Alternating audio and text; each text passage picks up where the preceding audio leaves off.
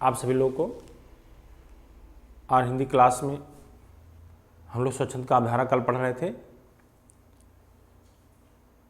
तो आप सभी लोग बताने का प्रयास करेंगे कि जो है रामनेश त्रिपाठी को मैं कल लिखा रहा था, अचानक क्लास डिस्टर्ब हो गया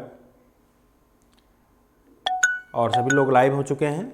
ज्योति यादव सबसे पहले, सुशील कुमार यादव, माधुरी वर्मा, पुष्पा, ममता यादव, अंजना यादव, पूनम चौधरी, गरिमा, में आप सभी नाम को पढ़ रहे हैं, प्रतिभा, सुनीता, संध्या मौर्य, सीमा यादव, गीता और गिरिजा, प्रियंका श्रीवास्तव, मेघा गुप्ता, निशा, ममता, प्रदीप शर्मा, अंशु, अमित, कृपासनाथ, स्वाति सिंह, विजयलक्ष्मी मेरठ से, और गीता लखनऊ। आप सभी लोग क्लास में उपस्थित हो चुके हैं। डॉक्टर चंद्रकला यादव और सुषमा शर्मा। हमें लग रहा है कि बालक वर्ग के लोग काफ़ी कम लोग हैं, संख्या ज़्यादा लेडीज लोग ही जुड़ी हुई हैं। ठीक है, सुनीता सिंह अलीगढ़ से, अंजू देव बलिया से हैं। ठीक ठीक, स्वाति सिंह, रजनी शर्मा गाजियाबाद से, और ठीक है, आप सभी लोग को सुप्रभात। ये बताएंगे कल मैं आप सभी लोग को बता रहे थे रामनेश त्रिपाठी के बारे में। तो रामनेश त्रिपाठी में मैंने मिलन पथिक स्वप्न मानसी बता ही रहे थे, उसको लिखा चुके होंगे, और कविता कौमुदी, हाँ, मंगला मिश्र बस्ती से, ठीक है, उपन्यास लिखा रहे होंगे, लिख नहीं पाए होंगे आप लोग, ठीक है, हाँ, उपन्यास सिर्फ लिखा है। अच्छा, उपन्यास हेडिंग लिखे होंगे आप लोग, क्योंकि अचानक लाइट कट जाने से डिस्टर्ब हो गया था क्लास। अच्छा, ठीक ठीक, स्वाति सिंह, रामनेश त्रिपाठी का आपने एक उपन्यास लिखे हैं, कैसा लग रहा है आप लोग को? और कुछ लोग असिस्टेंट प्रोफेसर के योग्य हैं, वो लोग जो है मैसेज करने का प्रयास करेंगे कभी कि जो है कितने लोग हैं जो असिस्टेंट प्रोफेसर की परीक्षा देंगे, क्योंकि उनके लिए थोड़ा विशेष हमको 10-5 मिनट बोलना पड़ेगा। कि फिलहाल इसी में बताते रहेंगे आप लोग को। असिस्टेंट प्रोफेसर की भर्ती आ गई है, और जिसमें 70 प्रश्न विषय से पूछे जाएंगे और 30 प्रश्न सामान्य अध्ययन होंगे, और शेष 30 अंकों का साक्षात्कार होगा। तो उसके बारे में हम बताएंगे आप लोग को। ठीक ठीक, मालती वर्मा, ठीक है, नरेंद्र कुमार जी भी आप जो है असिस्टेंट परीक्षा देंगे, ठीक है, ठीक, बीच बीच में आप बताते रहिएगा। लखनऊ से कुमारी सुधा, ठीक है, ठीक है, ठीक है, सतपाल सिंह, हम भी हैं, यानी शिखा वर्मा आप भी हैं, आशुतोष द्विवेदी, ठीक है, दीपा, ठीक। अब जो है हम लोग रामनेश त्रिपाठी के उपन्यासों को पढ़ेंगे, उसके बाद ठाकुर गोपाल शरण सिंह पढ़ेंगे, उसके बाद एक आधुनिक कालीन ब्रजभाषा काव्य है उसका अध्ययन करेंगे, उसके बाद हम लोग के कुछ अन्य नाम हैं, तथ्य पंक्तियां हैं द्विवेदी में, उसके बाद नया टॉपिक आ रहा है छायावाद बहुत जल्द, जो आपके डिग्री कॉलेज, टीजीटी, पीजीटी या कोई भी परीक्षा जैसे जूनियर की लगी है, सब में पूछे जाएंगे प्रश्न छायावाद से। छायावाद के कथन, छायावादी कवियों के बारे में, उनकी रचनाएं, उनकी पंक्तियां, पत्रिका के बारे में, उपनाम से सवाल आएंगे, ठीक है। तो अब जो हम लोग को, अच्छा, कोई बताएंगे कि मैं कहाँ पे खड़ा हूँ इस समय? ये कहाँ का दृश्य बता सकते हैं कोई? आप लोग बहुत दूर दराज के हैं, जरा बताएंगे। ये जहाँ जो हमारे पीछे का दृश्य दिख रहा है कहाँ का है, बताएंगे? सामान्य अध्ययन का प्रश्न हो गया, हिंदी में लिख के बताएंगे आप लोग। गोरखपुर? नहीं, आगरा का, राजस्थान, बड़े आंसर बदल रहे हैं आप लोग के। अयोध्या, लेकिन मैं तो प्रयागराज में हूँ, पढ़ा रहा हूँ, लेकिन इस दृश्य पूछ रहे हैं आपसे। अच्छा, इलाहाबाद बता रहे हैं। मुझे लगता है किसी का आंसर भी संगम, आगरा, मध्य प्रदेश बताते रहिए, एक सही जाएगा। किसी के प्रश्न अभी सही नहीं हो पाए। अयोध्या, लखनऊ, अयोध्या का, ना ना, आप लोग के उत्तर सही नहीं है। किसी ने गुजरात बोला है। क्या आप गुजरात गए हैं? पीहू, कोई पीहू हैं, वो कह रहे हैं कि हम ये गुजरात का दृश्य है। मुझे लग रहा है गुजरात का आपका आंसर सही हो गया है। ये गुजरात का ही दृश्य दिख रहा है हमको भी। पीहू नहीं, ठीक है, कोई बात नहीं। आज रात भर सोइए, दिन भर पूरा, कल सुबह बताइएगा। समय दे रहे हैं आप लोग के लिए। लेकिन जितने लोग बता रहे हैं, अरे भैया राजकुमारी जी, मैं आपको बता चुका हूं, आप बीए द्वितीय वर्ष तक हिंदी हैं, आप जूनियर में फॉर्म भर सकती हैं। ठीक है, अब चलिए हम लोग अपने कार्य में लगते हैं। समान अध्ययन का प्रश्न बताए, नहीं बता पाए आप लोग।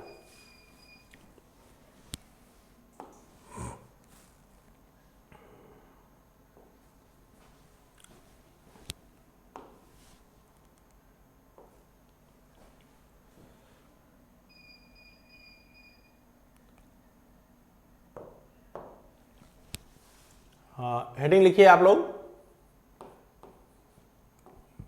राम नरेश त्रिपाठी के उपन्यास।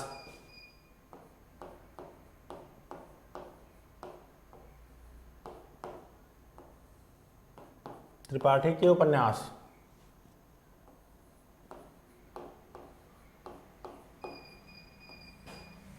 अब देखिए, राम नरेश त्रिपाठी के उपन्यास बताए गए थे कल।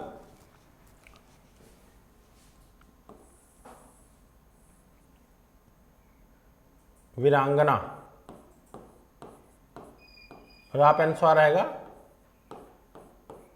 ये प्रश्न आ चुका है, ये आया था टीजीटी 2009 के विज्ञापन में आया था कि टीजीटी 9 में पूछा गया था वीरांगना किसका उपन्यास है। ठीक है, और राम नरेश त्रिपाठी के या तो काव्य पूछेंगे या तो उपन्यास। ठीक है, और देखेंगे वीरांगना के अलावा वीरबाला, वीरबाला नाम से, और एक है लक्ष्मी नाम से, जिसमें आपका वीरांगना पूछा जा चुका है परीक्षा में। ठीक है, अच्छा नीचे लिखें, ठीक है, कोई बात नहीं, पूरा प्रयास करेंगे। और इनके नाटक भी नोट कर लीजिए।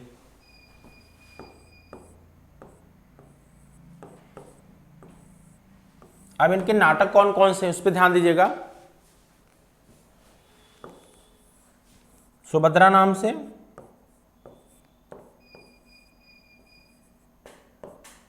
फिर जयंत नाम से,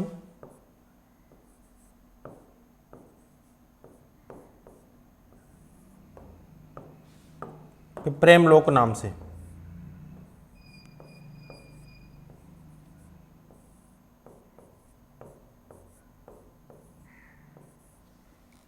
सुभद्रा, जयंत, प्रेमलोक, ये सब इनके नाटक थे। और आप जो है वीरांगना पूछा गया है, तो राम नरेश त्रिपाठी के ये हो गए। तो ये आपके प्रश्न श्रीधर पाठक, राम नरेश त्रिपाठी और मुकुटधर पांडे में नोट करेंगे। हाँ, मुकुटधर पांडे।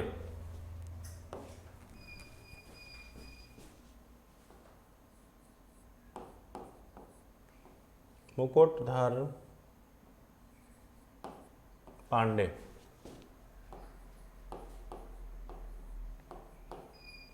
मुकुटधर पांडे। अब यहाँ देखेंगे मुकुटधर पांडे में, यहाँ पे लिखिएगा ये समय सीमा लिख लीजिए 1895 से 1895 ईस्वी से 1926 ईस्वी, नहीं 1984 कर देंगे,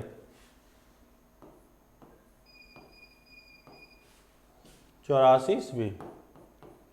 जन्मस्थान नहीं क्लियर है, ये नीचे लिखिएगा। ये लोचन प्रसाद पांडे के अनुज थे।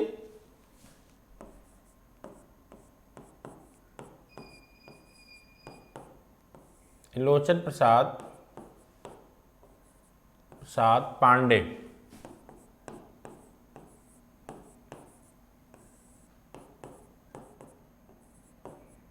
अनुज मतलब छोटे भाई थे। लोचन प्रसाद पांडे के अनुज थे। नोट कर रहे हैं ना आप लोग, अब लिखते रहिएगा।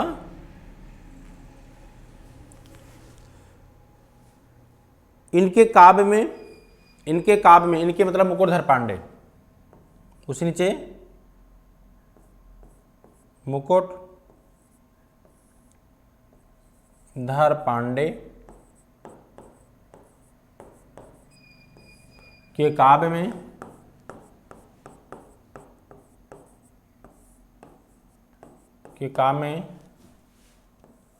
छायावाद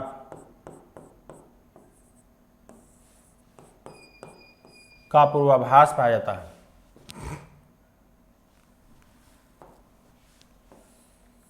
के काव्य में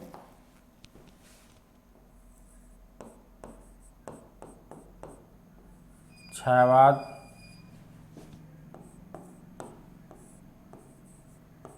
का पूर्वाभास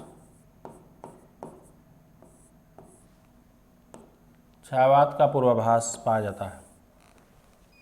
पूर्वाभास पाया जाता है।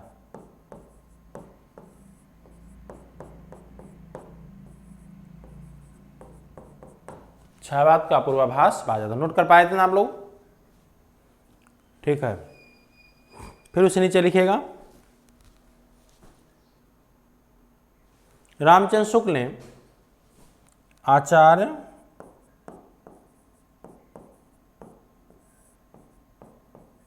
रामचंद्र शुक्ल ने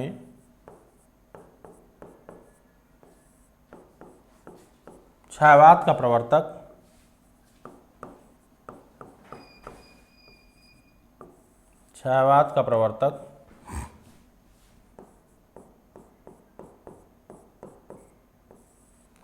आचार्य रामचंद्र शुक्ल ने छायावाद का प्रवर्तक मुकुटधर पांडे को माना है। हाँ, आचार्य रामचंद्र शुक्ल ने छायावाद का प्रवर्तक मुकुटधर पांडे को माना है।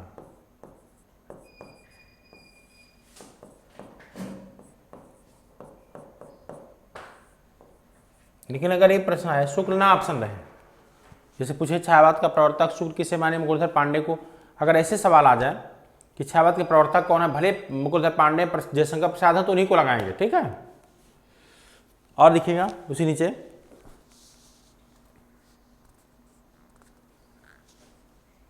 छायावाद का सर्वप्रथम प्रयोग इन्होंने मतलब मुकुटधर पांडे ने, छायावाद का सर्वप्रथम प्रयोग मुकुटधर पांडे ने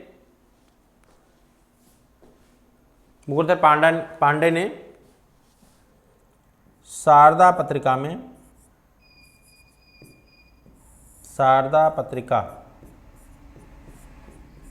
मुकुटधर पांडे ने शारदा पत्रिका में किया।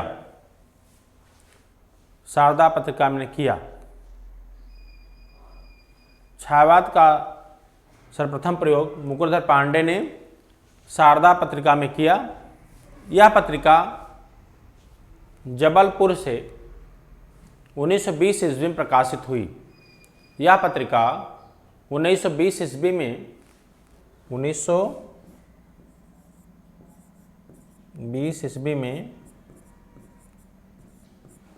जबलपुर से प्रकाशित हुई।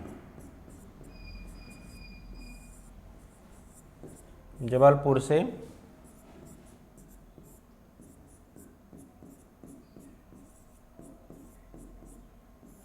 प्रकाशित हुई।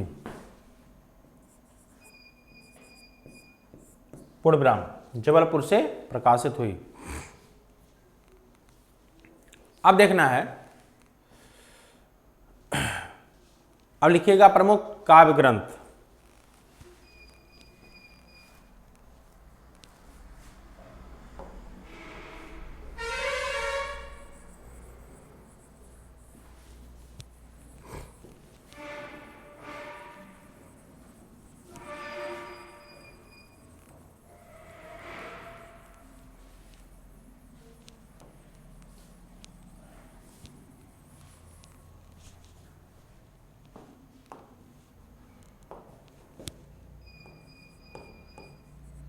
प्रमुख काव्य ग्रंथ।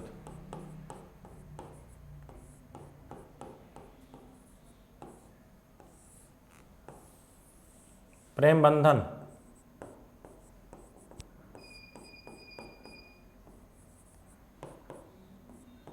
आंसू,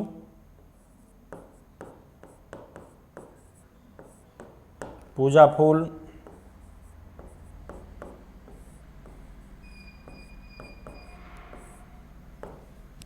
कानन कुसुम।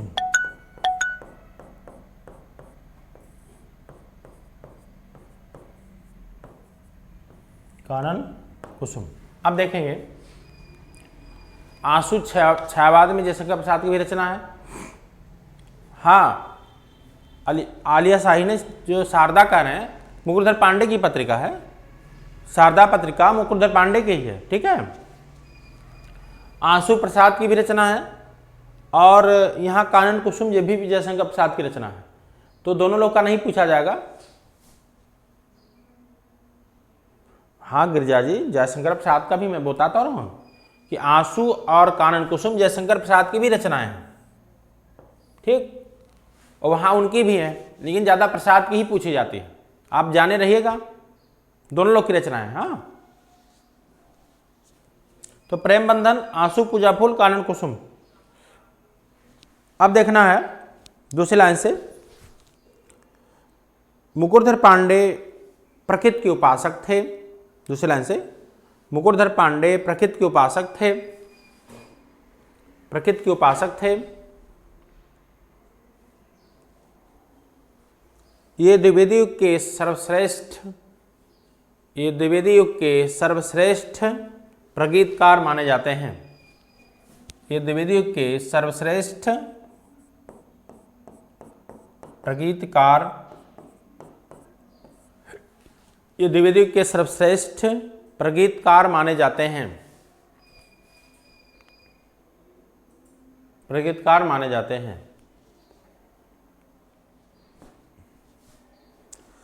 अब लिखिए, पांडे बंधु आते हैं दो नाम। पांडे बंधु,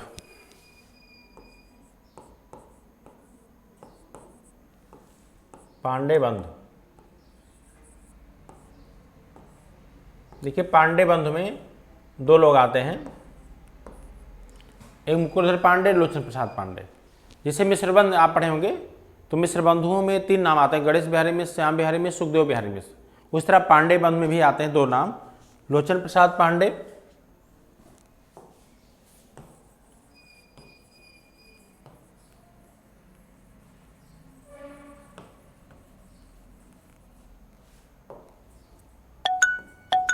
लोचन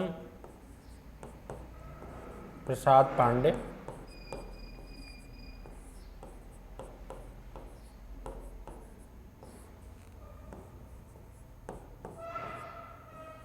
मुकुटधर पांडे।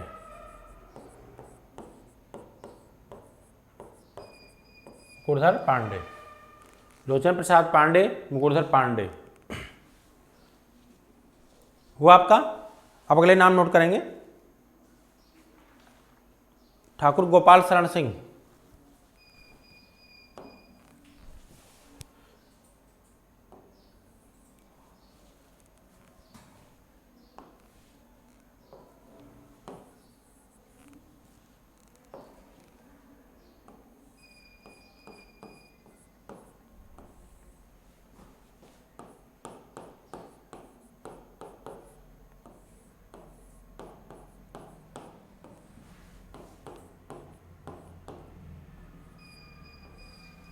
ठाकुर गोपाल शरण सिंह। अब इनका समय नोट करेंगे। ठाकुर गोपाल शरण सिंह का 1891 ईस्वी से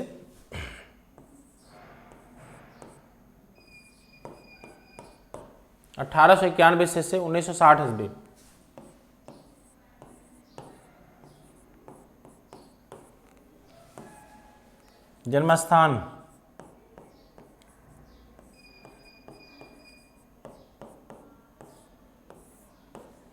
जन्मस्थान रीवा,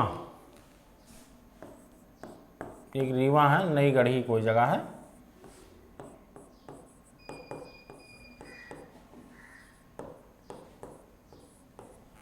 रीवा में नई गढ़ी।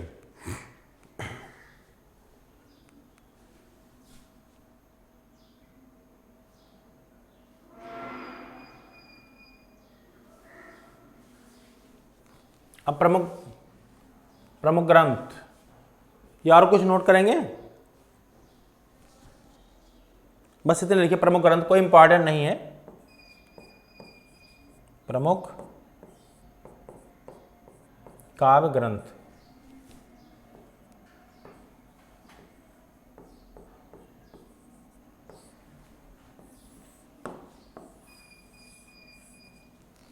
इसमें नोट करिए माधवी, डेट मत लिखिएगा, माधवी, मानवी,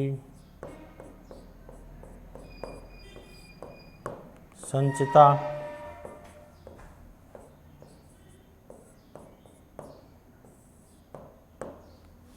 फिर ज्योतिषमती,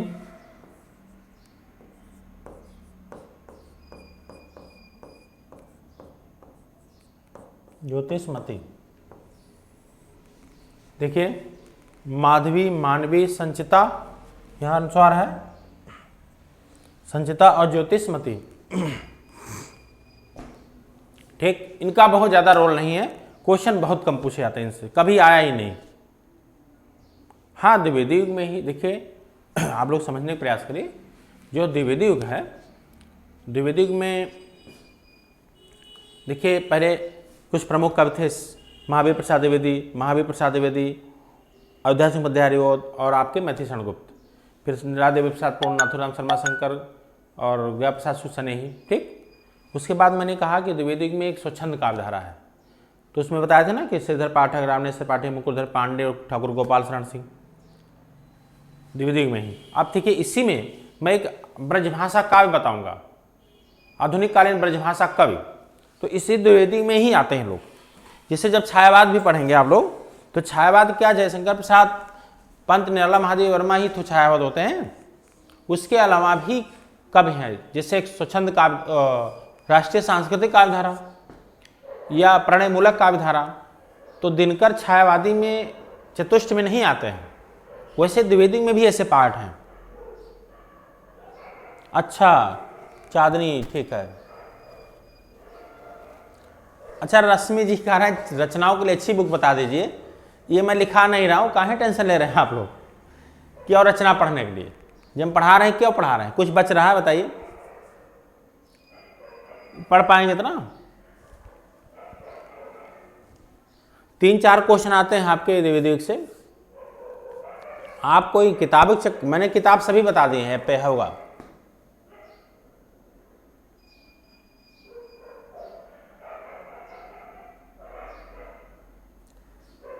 ठीक है, कोई बात नहीं, पीछे आप पढ़ते रहिए, टेंशन मत लीजिए। हाँ, अब देखेंगे आपके द्विवेदी युग में ही एक ब्रजभाषा काव्य है, क्या मैं दिख रहा हूं? ठीक है, नोट इतना पर्याप्त है कि क्या कहें। ठीक ठीक, देखिए आप लोग भी बैठ के पढ़ रहे होंगे, तो हमने सोचे थोड़ा बैठ के हम ही पढ़ाएं। देखिए ध्यान दीजिए,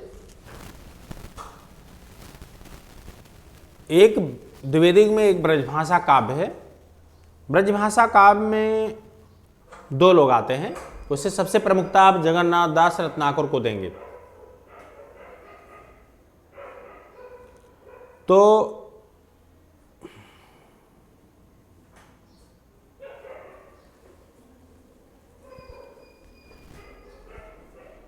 देखे गए हैं।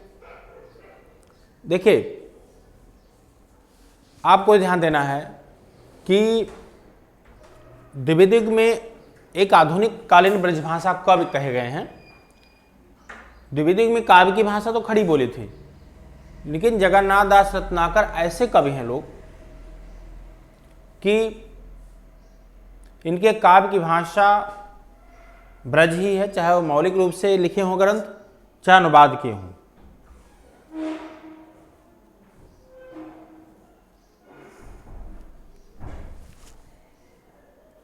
तो जगन्नाथ दास रत्नाकर और सत्यनारायण कविरत्न दो ऐसे नाम हैं जिन्होंने द्विवेदी युग में होते हुए भी ब्रजभाषा काव्य में ही रचना किए हैं। इसलिए आधुनिक कालीन ब्रजभाषा जो है काव्य बन जाता है ऑप्शन। तो जैसे जगन्नाथ रत्नाकर ये थे बनारस के थे और उर्दू में जकी नाम से रचना किया करते थे।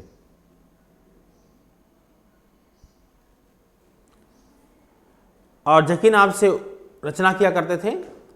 तो इनसे प्रश्न पूछा गया एक बार, जकी वाला प्रश्न डिग्री कॉलेज में आया था कि जकी नाम से कौन जानेंगे। तो जगन्नाथ दास रत्नाकर पूछे किस भाषा में जकी नाम से रचना करते थे। तो ये उर्दू में। और रत्नाकर पूछा गया त्रिजिटी में कि रत्नाकर किसे कहा गया, तो जगन्नाथ दास को कहा गया।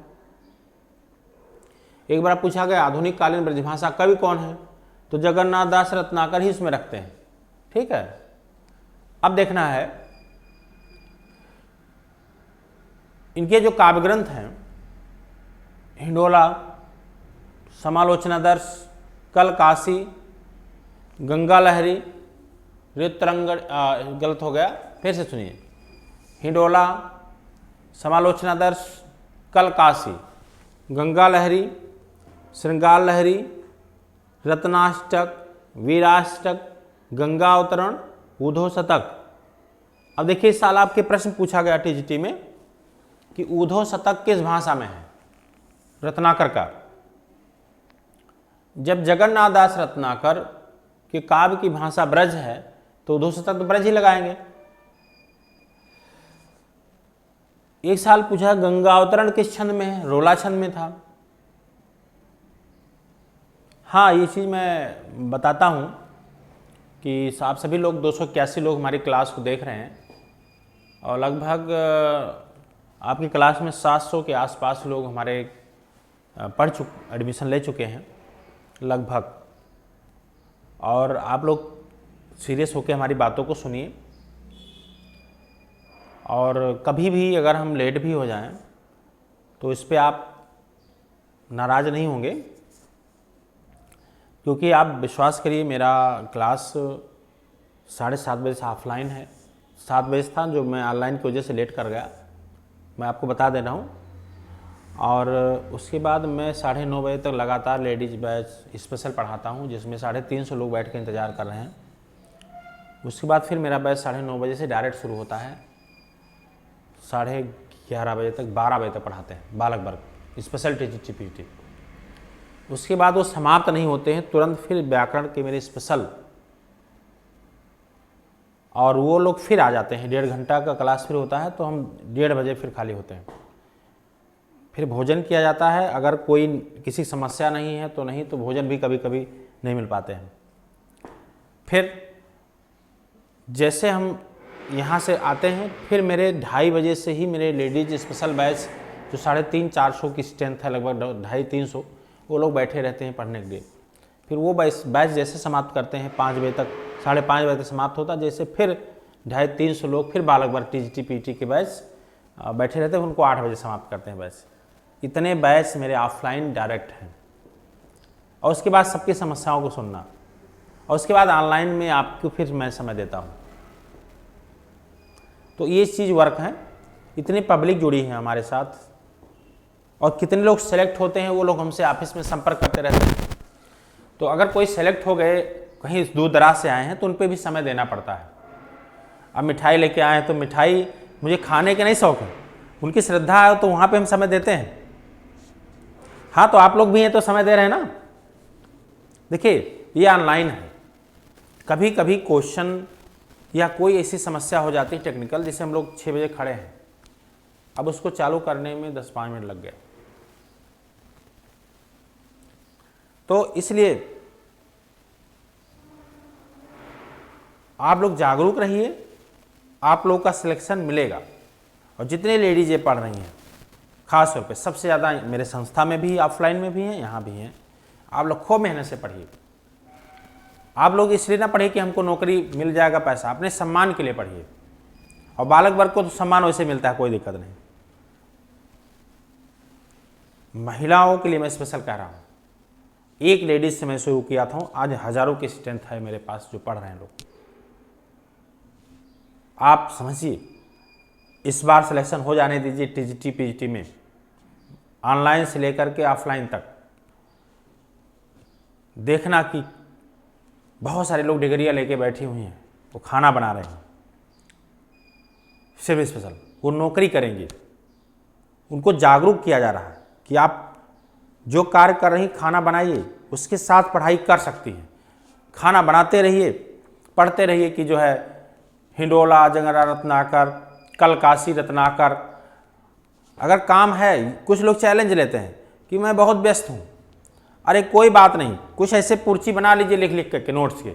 खाना बना रही हैं आप, चाहे गांव में हो कहीं भी, तो आप उसको किचन में, अगर व्यवस्थित किचन है तो कोई बात नहीं, नीचे बैठ के लिखना है, उसको लिख लीजिए, सामने कर दीजिए, चस्पा कर दीजिए कहीं दीवार पे। चस्पा मतलब चिपका दीजिए अगर दिक्कत हो रही हो उसको आप देखिए, हम लिखाए होंगे, कहीं हिडोला कहेंगे, कहीं कलकासी कहेंगे, कहीं उद्धव शतक कहेंगे, कहीं जो है समालोचनादर्श कहेंगे, श्रृंगार लहरी कहेंगे, रत्नाष्टक कहेंगे, वीराष्टक कहेंगे, रत्नाकर के, वही देखा करिए आप। वैसे भी आप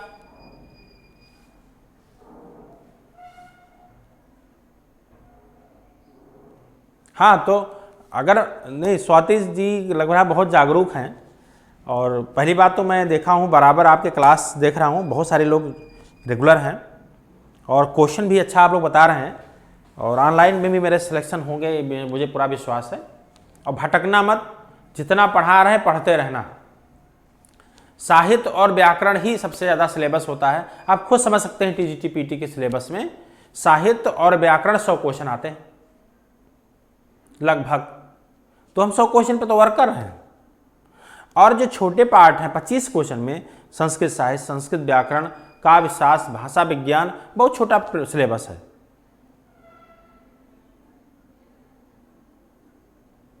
बहुत छोटा सिलेबस है, घबराने की बात नहीं है। तो जब आपका सिलेक्शन होगा, और देखिए कहीं आपको पैसे इन्वेस्ट नहीं करना है, परीक्षा पास करिए, सिलेक्शन हो जाएगा आपका। और ये मेरे मैटर से ही हो जाएगा, विश्वास करिएगा। बहुत, अगर जो नहीं पढ़ेंगे बहुत पछताएंगे।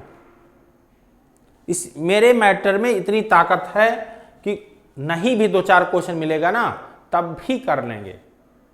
ये मत सोचे मैं ऑफलाइन में दूसरी रचना बताता हूं।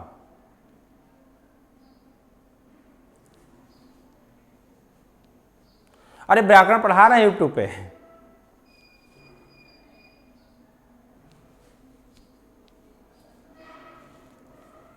तो आप लोग ऐसा जो कर रही हैं, तो क्या आपका सिलेक्शन नहीं होगा? इसके पहले क्या कर रही थी? नहीं कर रही थी, इसलिए असफल है। तो अब करना शुरू, जो जगता है वही पाता है कुछ। जितने लोग सुबह जग जग के हमारे क्लास को देख रहे हैं, या कभी भी उनको समय मिल रहा पढ़ रहे हैं, कुछ कार्य तो कर ही रहे हैं। इस तरह तो नहीं करते थे, अब कर रहे हैं, तो आपका सिलेक्शन होगा। क्या रोज ऐसी चीज को पढ़ रहे हैं? टाइम टेबल कोई टीचर गाइड कर रहा है आपको? और मैं आपको 1 महीने के लिए नहीं गाइड करने आया हूं, मैं आपको परीक्षा तक प्रयास करूंगा, आपके साथ लगा रहूंगा, ठीक है? और सारी विद्या बताएंगे, आप ऐसे पढ़ना है। आप ध्यान दीजिए, जो क्वेश्चन सॉल्व करिए, मैंने बताया, और जो साल पेपर आए उसको सॉल्व करिए, और मेरे क्लास को ध्यान से सुनिए, लिखते रहिए। और रामचंद्र शुक्ल अगर समय पाई उसको पढ़ डालिए, और वासुदेवन को खूब पढ़िए व्याकरण के। और आप विश्वास करिए, अगर बहुत सारे लोग के साथ चैलेंज होगा कि कैसे हम पढ़ें, आप टेंशन मत लीजिए, मेरे मैटर को तैयार करके तो बैठिए परीक्षा में, देखिए आप कहां पहुंचेंगे। आपसे आगे अगर ऑफलाइन वाले क्यों हो सकते हैं, देखिए यही चीज़ मैं पढ़ाता हूँ, वो 10-10 घंटा पढ़ रहे हैं, 8-8 घंटा पढ़ाई कर रहे हैं। सुबह जग के तो पढ़िए, लगेगा कि पूरा दिन कितना बड़ा हो गया। और आप लोग 8-8 बजे तक सोते रहे होंगे, उसका कितना छोटा दिन में हो गया था। देखिए मैं व्याकरण पढ़ा रहा हूँ, हमेशा रेगुलर क्लास देते रहूँगा, टेंशन मत लीजिए। वासुदेवन किताब को बार बार पढ़िए और मेरे क्लास को सुनते रहिए, हमेशा बहुत अच्छा करके आएंगे आप। बहुत भटकिए मत। मैंने रत्नाकर के बारे में बता रहे हैं कि ब्रज कोकिल कहे गए सत्यनारायण का व्रत। कम से सुने तो सत्यनारायण एक के साहित्य में ब्रज कोकिल कहे गए सत्यनारायण का व्रत उनको। अब जकी नाम से एक लोग जाने गए हैं जगन्नाथ रत्नाकर को पूरे साहित्य में, और उर्दू में जकी नाम से रचना करते थे। जैसे प्रेमचंद उर्दू में नवाब राय नाम से रचना करते थे, वैसे जगन्नाथ रत्नाकर उर्दू में जकी नाम से रचना करते थे। भारतेंद्र के सुने होंगे, उर्दू में रसा उपनाम से रचना करते थे। तो भारतेंद्र उर्दू में रसा नाम से करते थे, रत्नाकर उर्दू में जकी नाम से करते थे, और प्रेमचंद जो है उर्दू में नवाब राय नाम से रचना करते थे। तो आधुनिक कालीन ब्रजभाषा कवि कौन है? पहली प्राथमिकता यही देंगे, जगन्नाथ रत्नाकर। फिर कहें रत्नाकर किस कवि को कहा गया? जगन्नाथ को कहा गया। फिर कहें गंगा अवतरण किसकी रोला छंद में है? कहेंगे जगन्नाथ दास रत्नाकर का। फिर आपसे पूछा जाएगा कि जो है ये बताइए कि उधो शतक किस भाषा में? ब्रज। इस साल टीजीटी का क्वेश्चन है।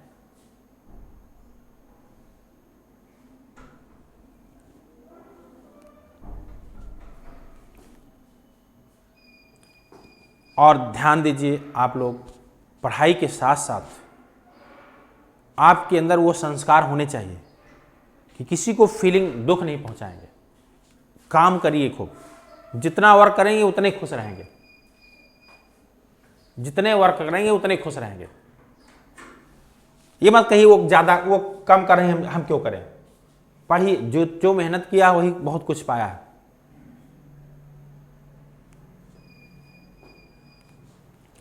ध्यान दीजिए, जिस भर्ती की तैयारी कर रहे हैं हम लोग, 4600 ग्रेड, बड़े छोटी की बात कर रहे हैं। जिस भर्ती की हम तैयारी कर रहे हैं, ध्यान दीजिए, ये इसकी तैयारी है, क्यों आप पढ़ेंगे, क्यों इतना पढ़ेंगे? ध्यान दीजिए, 4600 ग्रेड की भर्ती है ये टीजीटी का।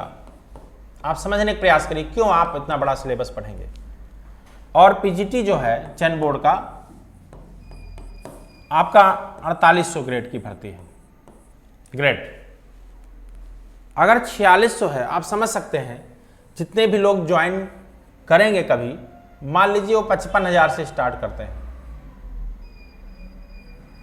मान लीजिए, या तो 55,000 से करेंगे या तो 52,000 से करेंगे जरूर, 50 प्लस ही आपकी सैलरी होगी। तो आप समझ लीजिए 55,000 अगर आपको मिलता है सर पर माह, इस सैलरी के बल पे अगर आप मकान बनवाना चाह रहे हैं, आप कोई बड़ा कार्य करना चाह रहे हैं, आप बैंक लोन कम से कम आपको 40 लाख,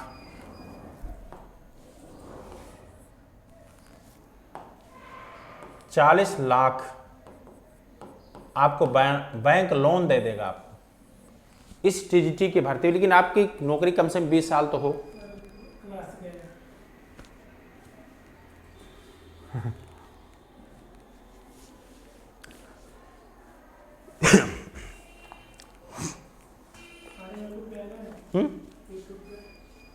यूट्यूब पे लगा दीजिए व्याकरण। हाँ, समय हो गया ना।